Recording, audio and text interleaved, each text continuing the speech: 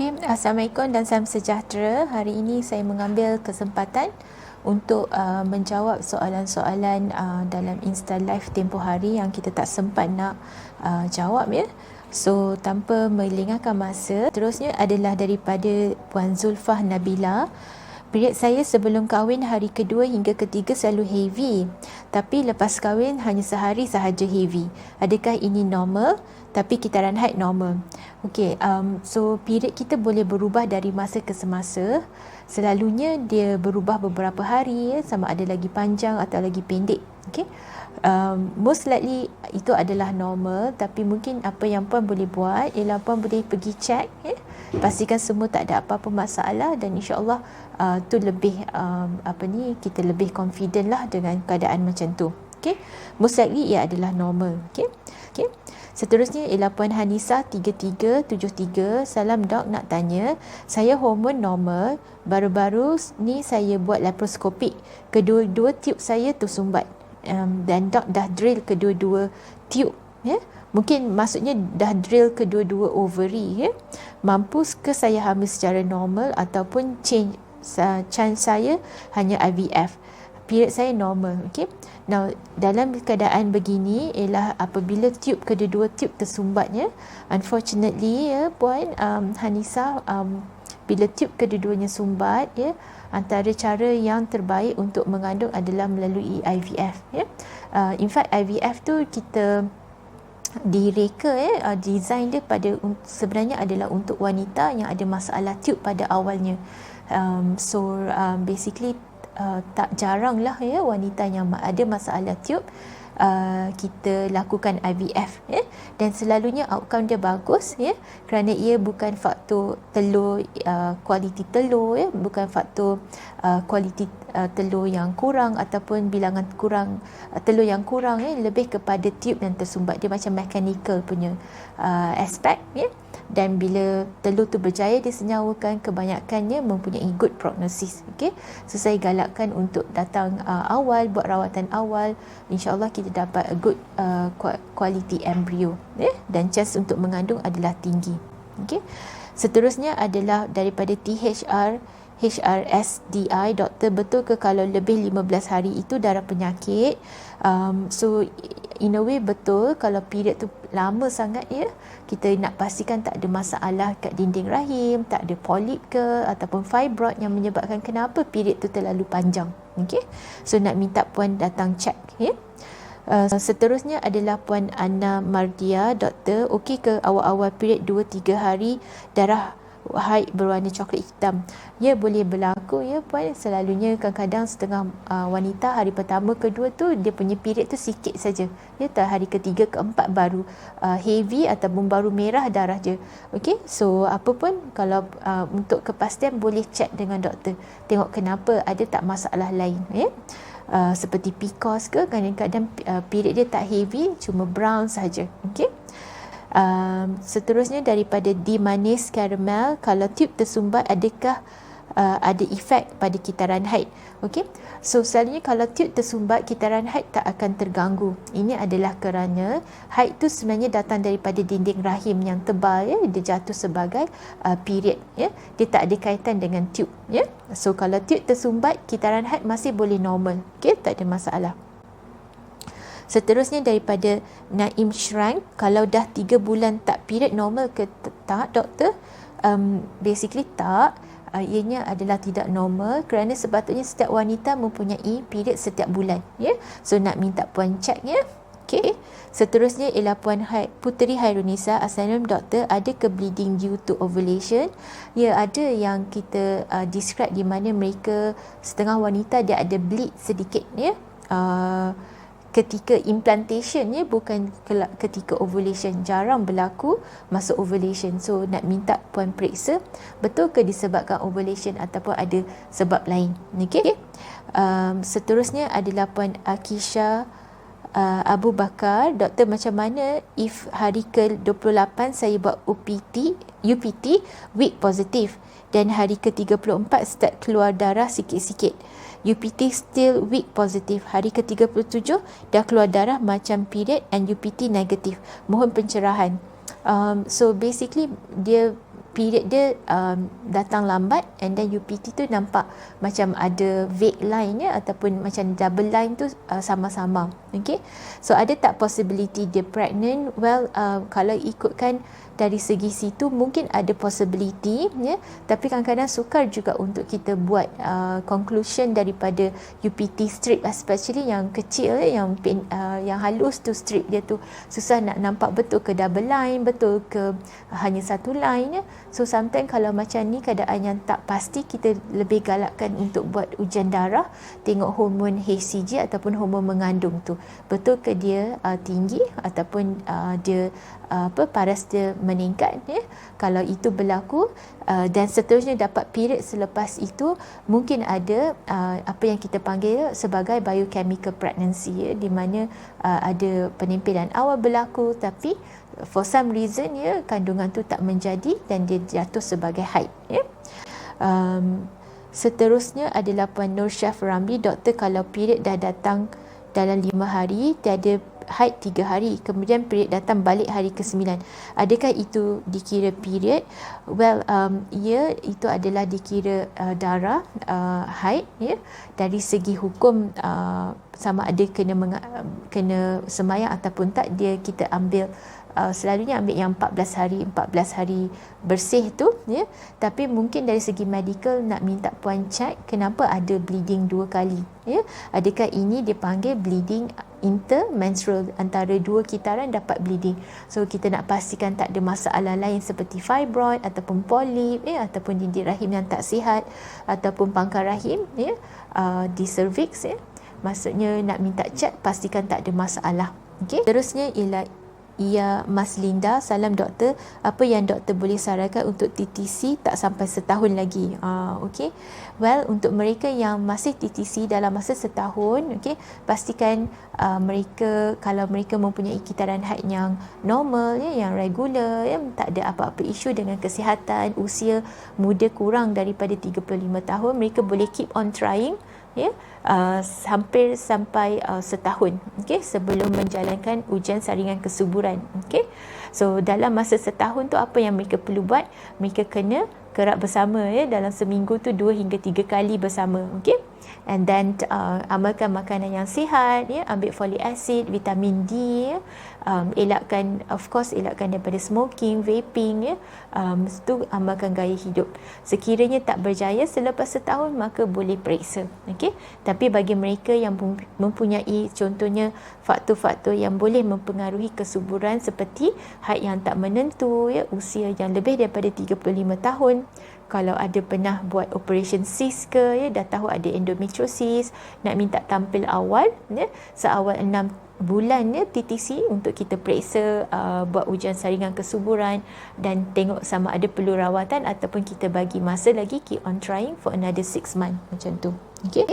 Seterusnya adalah daripada Nur Syaf Ramli, salam doktor, adakah adenomyosis akan mempengaruhi kesuburan? Ya, betul puan, adenomyosis mempengaruhi kesuburan kerana ia ada berlaku apabila, kalau kita selalu kata rahim tu bengkak ya, di mana dinding rahim tu yang dapat haid berada antara otot rahim tersebut. So setiap kali period akan rasa sakit yang teramat ya, dan kita nak dapati wanita yang adenomyosis ya, mungkin akan mengalami kesukaran untuk mengandung ya. So dia akan memberi kesan kepada kesuburan. Okay. So seterusnya ialah daripada Akil Sahid. Doktor, boleh ke kalau kita makan Clomid tanpa jumpa doktor? Kita tak galakkan ya puan, sebab kita basically bila ambil Clomid, kita nak tahu kita punya respon kepada ubat Clomid tu.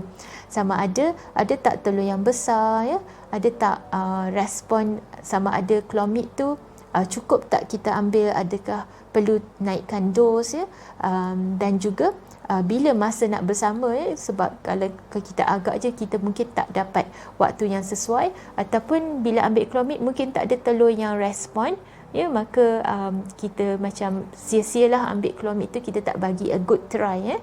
So kalau boleh bila ambil Clomid tu, kita galakkan untuk pantau, buat ujian ultrasound ya, transvaginal, tengok folikel tu respon tak dengan ubat Clomid tu. Kalau ada respon, adakah respon tu memadai, cukup dengan dos tersebut, perlu tak selalunya kita akan bagi satu injection untuk trigger untuk ovulasi tu berlaku pada waktu tertentu supaya kita boleh tahu bila nak bersama. Okey, so kalau boleh nak minta ambil berjumpa dengan doktor, tak boleh ambil beli kat Shopee ke ataupun beli sendiri, Seterusnya ialah Puan Fizawati Zainal. Salam doktor, mohon pandangan doktor untuk IUI prescribed Femara for 10 days instead of 5 days. Thank you doktor.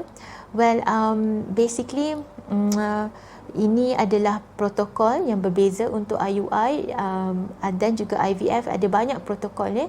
So yang penting adalah pantau selepas ambil ubat tu, tengok adakah respon tu bagus ataupun tidak.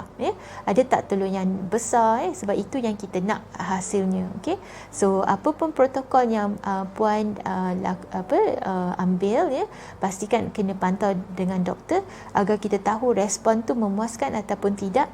Sekiranya tidak memuaskan, sama ada kita perlu tambah injection ataupun kita perlu buat protokol yang lain. Okey.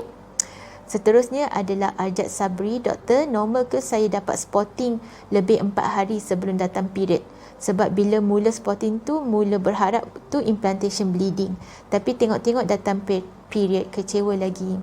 So nak minta Puan Arjat Sabri untuk pergi check dengan doktor, kita buat ujian scan dalam, especially tengok dinding rahim ada ke polip, ada tak isu dengan dinding rahim yang tebal, pastikan dah buat pap smear supaya kita tak miss apa-apa yang selain daripada normal period kita. Okey. Seterusnya adalah Puan Maduri B. Is that normal to get period only for 2 days? Is heavy flow but only for 2 days? My day is consistent every month. Yes, this can be considered as normal. That can happen. Okay, as long as you have a gynae check. Okay, make sure that everything is alright. No problem with the lining, with the uterus, then that's fine. Okay. Seterusnya adalah Puan Nurul Syahidah Rashid. Salam doktor, apa perlu saya buat untuk bagi haid keluar balik selepas sebulan stop pil perancang? Check pregnancy test negatif. Okay, so basically apa yang puan perlu check adalah periksa dengan doktor, buat ujian ultrasound, tengok kenapa period tak datang, adakah disebabkan polycystic ovarian syndrome, PCOS, ataupun ada tak faktor-faktor lain. Sometimes kita ambil ujian hormon juga, tengok hormon thyroid sebagai contoh, pastikan tak ada perkara lain yang menyebabkan period tak tentu.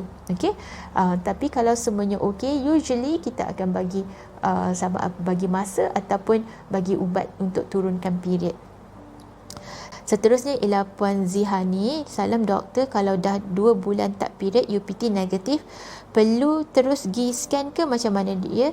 Kalau 2 bulan tak datang period, UPT negatif, nak minta puan pergi check, buat scan, tengok dinding rahim, sometimes kita buat ujian hormon juga, and then kita tengok kenapa period tak datang.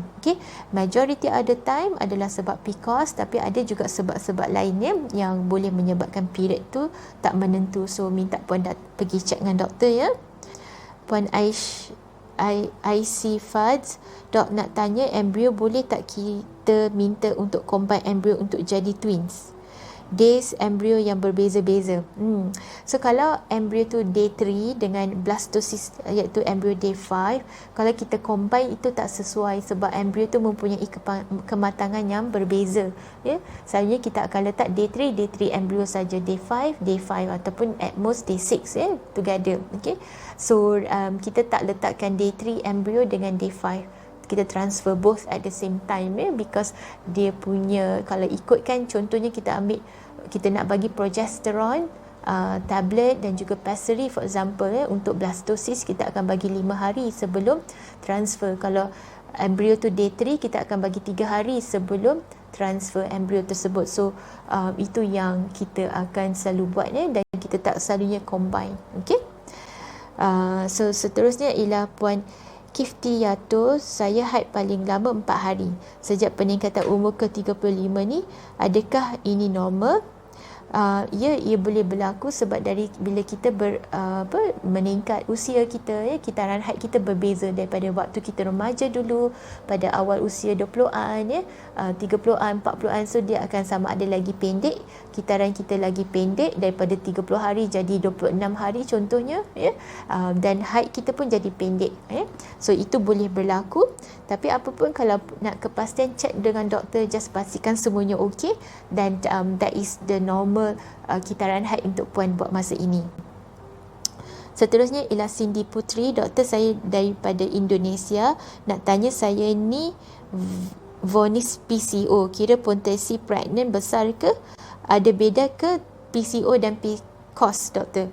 So basically yang saya faham Puan Cindy, ialah puan ada PCOS Kalau PCOS ataupun PCO ni ada potensi yang untuk pregnant, malah prognosis dia bagus Apa beza PCOS dengan PCO? PCOS bila dah ada sindrom, dah ada symptoms dia, contohnya dia period tak regular, dia ada masalah kulit berminyak, tak ada ovulasi berlaku. So itu adalah PCOS. Kalau PCO, kita buat ultrasound, kita nampak ovary tu banyak telur, tapi period dia regular, simptom tu tak ada. So dia basically under control. So itu yang kita perbezaan lah antara keduanya. Okay. Seterusnya ialah Ann Farah Ghazali. Salam doktor, sejauh manakah keberkesanan Mirena untuk adenomyosis? Okay. So basically Mirena adalah alat yang kita masukkan ke dalam rahim. Dia boleh kurangkan heavy period, di mana dinding rahim tu dia nipis. So bila alat Mirena tu letak, dia kat batang dia ada hormon progesteron yang menyebabkan period tu less heavy sebab dinding rahim tu nipis. So itu antara faedah Mirena kepada mereka yang mempunyai heavy menstrual flow. Okay. Tapi dari segi adenomyosis, rahim tu bengkak, dia memang tetap ada adenomyosis, cuma wanita tu mungkin tak dapat period yang heavy sangat dengan Mirena. Okay. Seterusnya adalah SMDLE. Ada kenalan bertahun tak period, kenapa macam tu? Dia belum berkahwin, normal ke kalau period lepas 2 minggu? Maksudnya awal bulan period selama 11 hari atau lebih lepas 2 minggu period lagi. So basically period dia tak menentu. Ada yang bertahun tak period, ada yang kerap sangat. So ni tak normal. So nak minta nasihatkan kawan atau kenalan tersebut untuk pergi cek kenapa period dia kerap ataupun kenapa period dia terlampau jauh sangat. So kena periksa dan kita ubatilah dari situ. Puan NHFBH1, salam doktor, betul ke jika tidak pernah melahirkan anak berisiko menghidap kanser rahim? Antara salah satu risiko untuk mereka yang dapat contohnya kanser rahim adalah yang nulliparous, yang tak pernah mengandung, yang periodnya tak menentu, for example yang ada PCOS. So itu antara long term implication untuk mereka yang period dia tak menentu ataupun jarang sangat berlaku. So itu yang kita minta wanita untuk at least dapatkan period. Paling lama tak dapat period 3 bulan. Okay? So kena check, kena pantau. Okay? So seterusnya ialah Puan Syahinas MHD. Salam dok, kalau kita rancang zuriat memang kena rancang waktu subuh je ke? Kalau period datang selepas 27 hari normal ke? So kalau untuk merancang basic, untuk mendapatkan anak, kita galakkan actually untuk bersama 2 hingga 3 kali seminggu. Tak semestinya pada waktu subuh saja. Sebab isunya ialah kalau kita bersama masa waktu subuh je, takut masa waktu subuh tu kita penat ataupun kita ada komitmen lain. So sayanglah. Okay?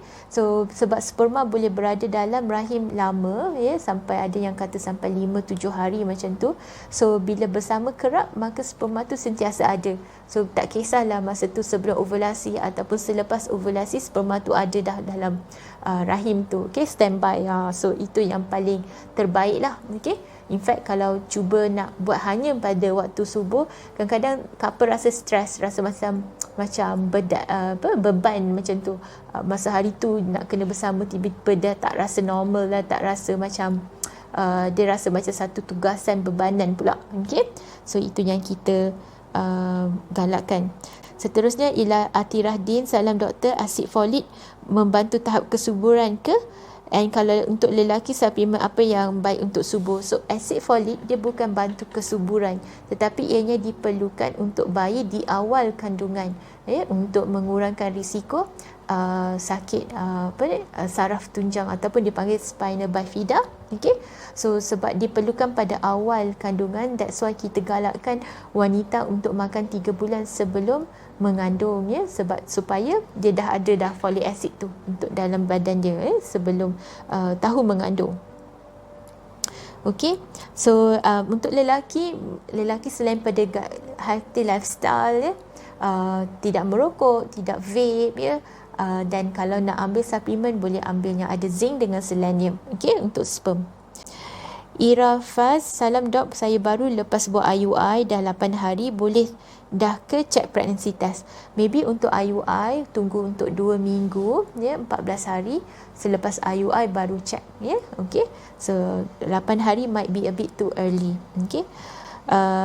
Puan SL Hamdan, kalau cycle period berubah kadang-kadang 28, 29, 30 normal ke dok? Ya boleh puan, they still consider regular, Lepas tu kadang-kadang datang spotting je sampai 5 hari ke-5, hari ke-6 baru keluar darah. Pun boleh juga, tapi minta puan untuk check dengan doktor untuk pastikan semuanya okey, tak ada masalah. Itu lebih macam kita lebih yakin lah dengan macam tu. Okay? Seterusnya ialah the shoes. Doktor nak tanya, kalau past few months ni baru ada lambat period macam 7 hingga 10 hari lambat, adakah itu dikira kitaran yang normal ataupun tidak? So kalau dalam sebulan tu ada beranjak hari dia for beberapa hari, should be okay. Tapi kalau makin lama makin panjang, cycle pun makin jadi daripada 30 hari jadi 40 hari, 45 hari, dan mungkin kena check kenapa cycle tu jadi panjang, ada tak apa-apa yang menyebabkan keadaan macam tu. Antaranya adalah sebab kita baru naik berat badan, masa PKP ni especially berat badan naik, dan kita tengok cycle kita lagi panjang, tu yang kita takut kalau ada PCOS. Seterusnya ialah nematodes. Assalamualaikum doktor, saya ada endometrioma 4x3, haid regular tapi senggut sangat kurang dan kadang-kadang tak sakit langsung. Dah 2 tahun berkahwin, belum ada pregnant lagi, ada TCA, fertility di government hospital. Okay, so kita galakkan puan untuk jangan lambatkannya rawatan fertility, sebab kita tahu endometriosis ataupun endometrioma ni akan mengganggu dengan result telur kita, dan juga dia boleh mengganggu kualiti telur kita. Sometimes dia boleh menyebabkan tube tersumbat juga. So bila puan dah ada follow up, teruskan follow up dengan doktor. Pastikan jangan lambat buat rawatan fertility. Okay. Seterusnya Puan Atirahdin, salam dok, suplemen apa yang terbaik untuk ikhtiar hamil perempuan dan lelaki? So untuk perempuan, folic acid, vitamin D. Okay. Untuk lelaki, zinc dengan selenium. Tapi on top of that, healthy lifestyle is still a big is very important. Pastikan BMI yang normal, elakkan merokok, vape, dan juga kerap bersama 2 hingga 3 kali seminggu. Okay. So seterusnya ialah dulang emas. Nenda, dok, kalau period regular tapi tak subuh. So kena periksa puan, kenapa period regular tapi tak ada rezeki lagi, pastikan periksa suami isteri juga, check tube, check pastikan tak ada masalah, dan kita rawat daripada segi situ. Okay. Seterusnya ialah dan soalan yang terakhir, Wiyah Adawiyah, 1 dok, normal ke kalau period datang hanya 4 hari je dan 3 hari awal je heavy flow? Ya, boleh berlaku pun, period boleh sependek 2-3 hari macam tu. Okay? Tapi kalau puan rasa nak kepastian lagi dengan lebih baik, check dengan doktor, pastikan semuanya okey. Alright? Okey, so Alhamdulillah itu sahaja perkongsian saya untuk jawab soalan yang kita tak sempat tempoh hari. Semoga perkongsian ini memberi manfaat. Ya. Kalau ada apa-apa soalan boleh DM, insya-Allah saya akan cuba jawab. Assalamualaikum warahmatullahi wabarakatuh.